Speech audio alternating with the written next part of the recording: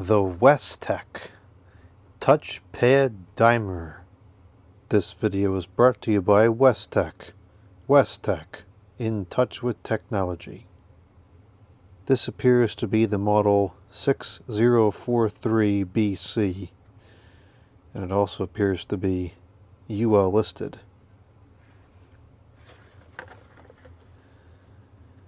Touch Pad Dimmer. It's a plug-in for interior use.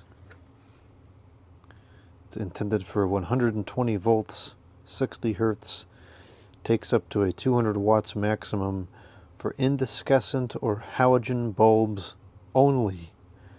3 light levels. 200 watts is a pretty generous amount for a basic household lamp application. Really, at most, it would be 150 watts if you're using a 3-way bulb. 3. Let's take this out of the box and see how it works. Jeez, it sounds like a snake in here. Try to preserve the packaging as best as possible. I have a feeling that it might be going right back in it. Or maybe it'll be fantastic and I'll set it up in the living room. You never know with this stuff.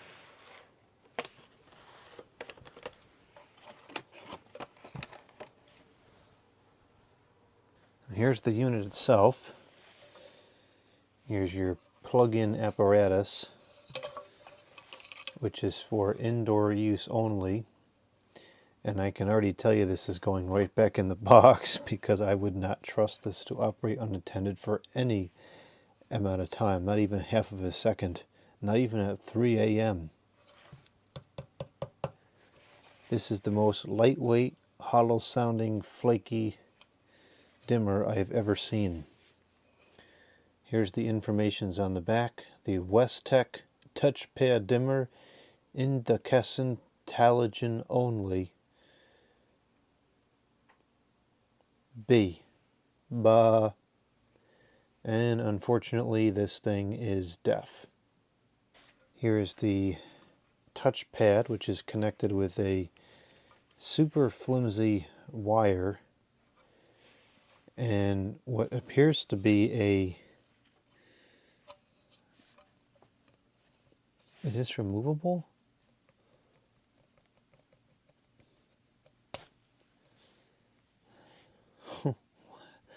What? How does this even work?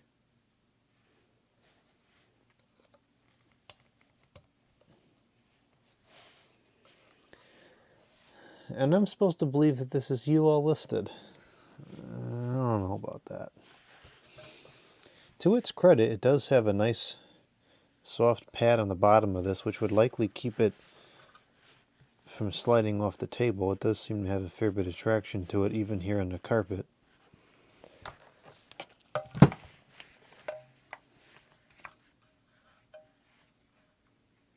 It's not terrible. I'm sure it would hold that cheesy wire in place.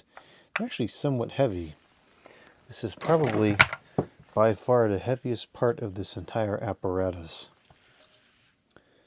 It is polarized, which is somewhat surprising. For how cheap it is, I kind of figured it wouldn't be polarized. I don't know what those 2 dots are for on the top. I guess this was advertised as some type of energy saving contraption. Saves energy. And it's got dollar signs in here. Bulb, plug, money. And there's a picture of some lady using it with a spotlight turned on it. Looks like she also has another lamp on the floor behind her. I'm guessing that that's the lamp right there. That's the only part of the picture that's dark. Ugh, can't make this stuff up. Touch pad for 3 levels of brightness. 1 touch, night light. 2 medium. 3 high. 4 off.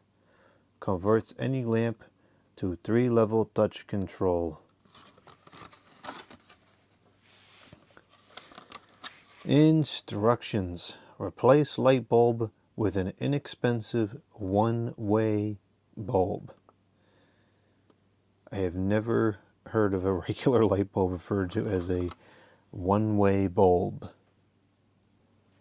I'm going to remove my expensive 3-way bulb from the lamp,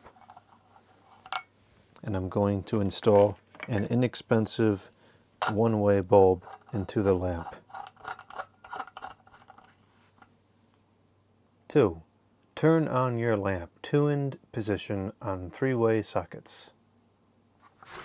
Well, this is a one-way socket, so all we have to do is this. 3 a.m. Plug lamp into dimmer.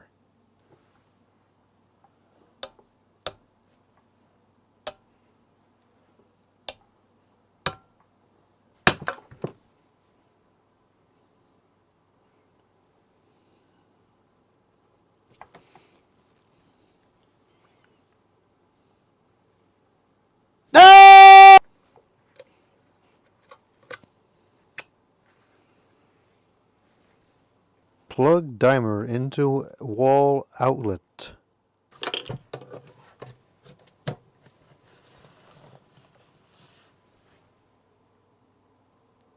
Place the touchpad in a convenient location. That's pretty convenient. The pad must not touch any metallic conductive surface, as this will overload the sensing signal. Note: do not use this dimmer control with another dimmer in the same circuit. Touch pad.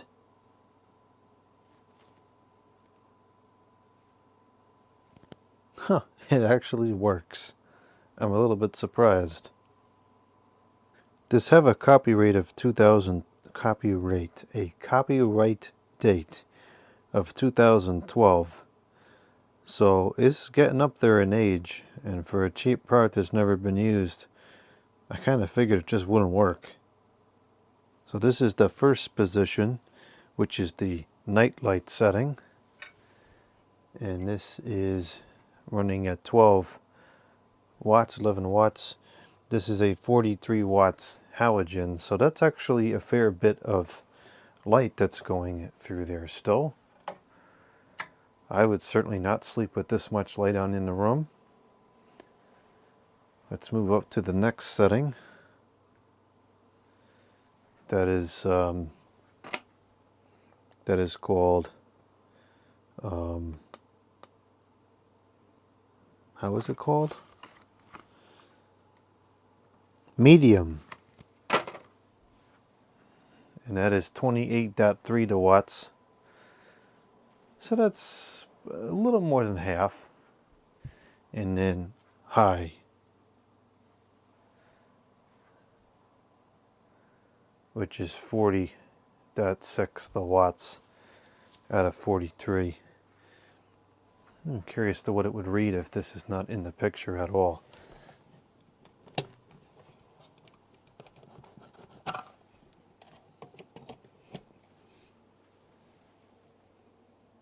.6.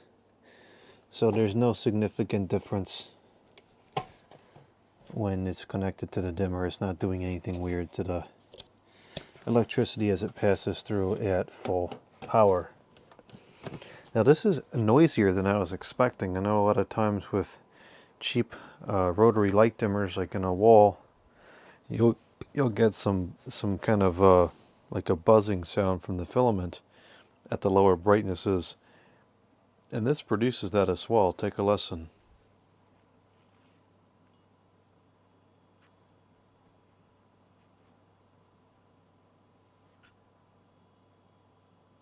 It's really quite noisy.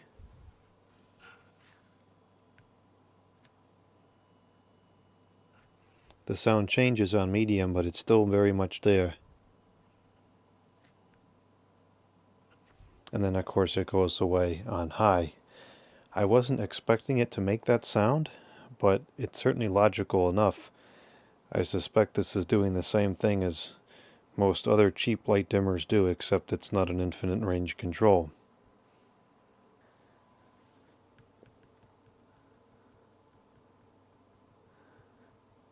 Quite a bit to my surprise, this actually works very well.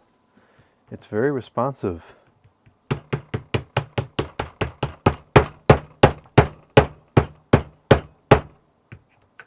It's pretty durable too.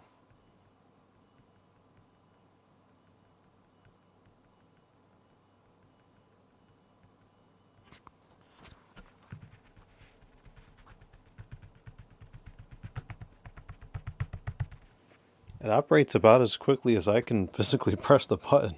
That's not bad. I wasn't expecting it to work anywhere near that well. The feel and appearance of the apparatus itself does not instill any confidence into the unit whatsoever, but surprisingly it seems to work quite well.